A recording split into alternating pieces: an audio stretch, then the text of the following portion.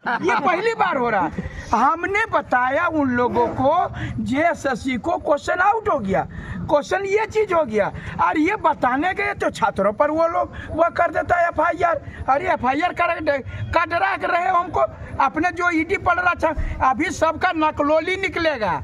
अभी खाली हमने लोगों को बोलता है कि केस से डरा रहा है, सब पकड़ा जाएगा मगर मौज पकड़ेंगे। आप लोग अभी वो सब झंझोरिया पकड़ रहा है, झंझोरिया से नहीं होगा, मगरमच्छ को पकड़ो। इसीलिए बोले थे मुख्यमंत्री महोदय कि आप सुने थे ना, जो नकल करते पकड़ा जाएगा, क्वेश्चन आउट होगा, उसको 10 करोड़ का फाइन होगा। क्या कि मुख्यमंत्री को मालूम था कि क्वेश्चन मत हम ही आउट कराएंगे, क्या कि ओकरे ना रम्या विनोद सिंह है जी। तो ये कैसे पता चलेगा, और कैसे पता चलेगा, मना नहीं अब 10 करोड़ देना पड़ेगा। मतलब क्या कहना चाहते हैं, सरकार खुद इन्वॉल्व है बेचने में? अरे भैया, विनोद सिंह की कर आदमी है, आप इतना बार देख रहे हैं। यहाँ 500 पेज में एडमिट कार्ड, आप ही बताइए, एडमिट कार्ड हमको जेएसएससी देगा, तो ये हमारे एडमिट कार्ड ओकर घरा कैसे चल गए जी? ये सोचने का विषय है ना। लड़कों का एडमिट कार्ड किसी के घर, वो भी 400-500 लड़कों का वो एडमिट कार्ड एक साथ जाना, ये इसमें। और वो करीबी निकल रहे हैं भूतपूर्व मुख्यमंत्री। अब तो भूतेपूर्व ना बोलना पड़ेगा, क्या आप तो चल गए, अभी पटिया काम किया। ये चीज़ जो है पूरी तरह से हम लोग जेएसएससी को, मैं बता रहा हूँ, पहले से मैं बोल रहा था, आपको बता रहा, सिर्फ वहीं नहीं हुआ खेला, इसके पहले नगर निगम में खेला हुआ, इसके पहले पीजीटी में खेला हुआ, इसके पहले लैब में खेला हुआ, इसके पहले जेई में खेला हुआ। सब हम बोल रहे थे, नहीं मान रहा था, नहीं मान रहा था, देख लिया ना। तो पूरा चीज़ों में ईडी को जांच करना चाहिए, सभी वैकेंसी में ईडी पूरा जांच करेगा, ईडी सबको बीड़ी पिलाएगा। आप देख लीजिए ना, आप एक एक करके आपको, आप हम लोगों ने जो करना चाहिए था ये कर दिया। अब सरकार को फैसला करना है कि छात्रों के साथ सरकार खड़ी है या सरकार उन लोगों को बचाने में खड़ी है जो इसमें शामिल है। तो सरकार से क्या मांग करते हैं, केस वापस करें?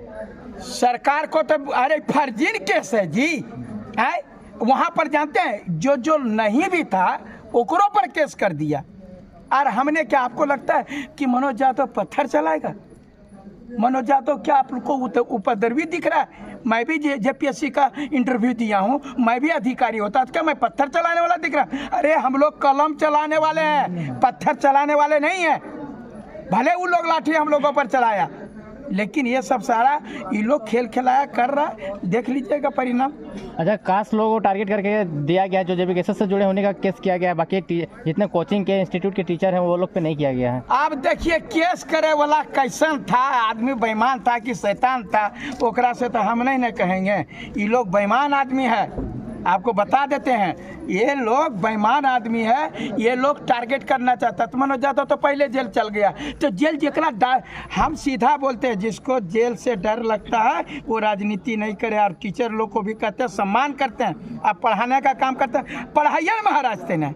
और अगर यदि नेतागिरी करना है तो मर्द की तरह आइए, को नेतागिरी करिए। अच्छे हुआ राजनीति का कमी है, यहाँ 10वां पास वाला मुख्यमंत्री बन रहा है, यहाँ 4था पास जो है मंत्री बन रहा है। आइए पढ़े लिखे, हम स्वागत करते हैं। पीछे से वार मत करिए, करना तो सामने से वार करिए। हम लोग वो लड़ाई लड़ रहे हैं और छात्रों से कोई समझौता नहीं किया जाएगा। अच्छा, कोडरमा लोकसभा से आपको चुनाव में उतारा जाएगा, तो तैयारी किस प्रकार से चल रही है कोडरमा लोकसभा? तैयारी हमरा करना है, हो दूल्हा तैयारी करता है बिया का कि बाराती करता है।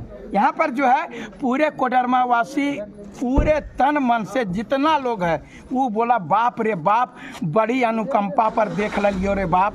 आप यहाँ पर देख रहे हैं झारखंड में, मैं तमाम लोगों का एक जन का नहीं, आप कोडरमा भी सांसद को लीजिए तो अनुकंपे के आधार पर, आप नेहा शिल्पा तिर्की का लीजिए अनुकंपा आधार पर, क्या कहते हैं बड़का गांव के विधायक अम्बा प्रसाद लीजिए अनुकंपा आधार पर, आप हिजुल अंसारी अनुकंपा आधार पर, वो क्या कहते हैं सारे, मैं बता रहा हूँ अनुकंपा पर चल रही सरकार। और ये भी जो है मुख्यमंत्री भी थे वो अनुकंपे पर थे।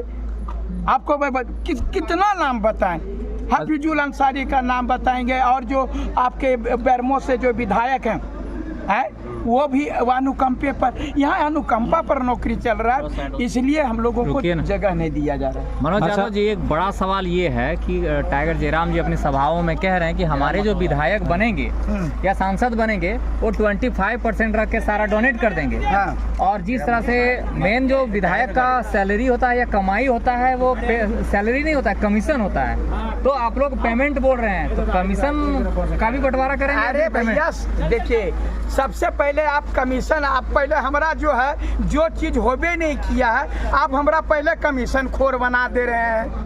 आप कैसे जानते हैं कि पूरा हम विधायक मंत्री कमीशन पर तो खेला करते हैं, उसमें मेन अरे कमाई वही भैया, होता है, इसीलिए तो आप भी विधायक और सांसद बनने जा रहे हैं ना। यही तो सवाल कह तो रहा आप पर बनता हूं। है। उन लोगों से मैं हट के रहूंगा, हमारे में कमीशन नहीं रहेगा, यहाँ कमीशन नहीं होगा, यहाँ ओरिजिनल काम होगा। और इसीलिए टाइगर जी ने कहा कि जो हमको वेतन मिलेगा उसी को हम लोग बात करेंगे।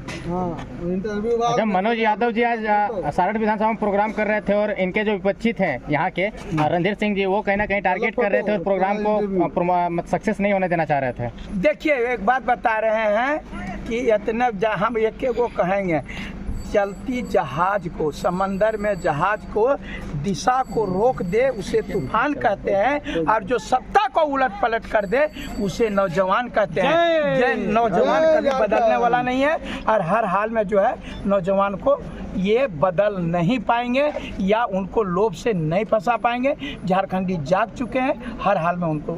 मनोज जी, अभी आपने बोला कि झारखंडी जाग चुके हैं, लोभ लालच पे नहीं फंसेंगे।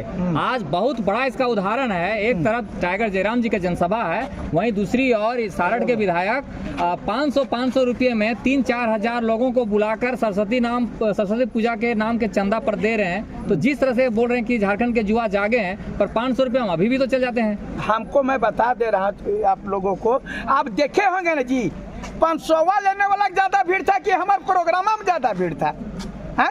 अरे यहाँ चाटा चाटी नहीं चलेगा।